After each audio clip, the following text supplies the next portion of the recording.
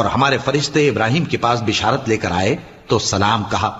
انہوں نے بھی جواب میں سلام کہا۔ ابھی کچھ وقفہ نہیں ہوا تھا کہ ابراہیم ایک بھنا ہوا بچڑا لے آئے۔ پھر جب دیکھا کہ ان کے ہاتھ کھانے کی طرف نہیں بڑھتے، یعنی وہ کھانا نہیں کھاتے، تو ان کو اجنبی سمجھ کر دل میں خوف کیا۔ فرشتوں نے کہا کہ خوف نہ کیجیے، ہم قوم لوط کی طرف ان کے ہلاک کرنے کو بھیجے گئے ہیں۔ اور ابراہیم کی بیوی جو پاس کھڑی تھی ہنس پڑی، تو ہم نے اس کو اسحاق کی اور اسحاق کے بعد یعقوب کی خوشخبری دی۔ اس نے کہا اے میرے بچہ ہوگا، میں تو بڑھیا ہوں اور یہ میرے میاں بھی بوڑھے ہیں، یہ تو بڑی عجیب بات ہے۔ انہوں نے کہا کیا تم اللہ کی قدرت سے تعجب کرتی ہو؟ اے اہل بیت، تم پر اللہ کی رحمت اور اس کی برکتیں ہیں، وہ لائق تعریف ہے، بڑا ہے۔ پھر جب ابراہیم سے خوف جاتا رہا اور ان کو خوشخبری بھی مل گئی تو قوم لوط کے بارے میں لگے ہم سے بحث کرنے۔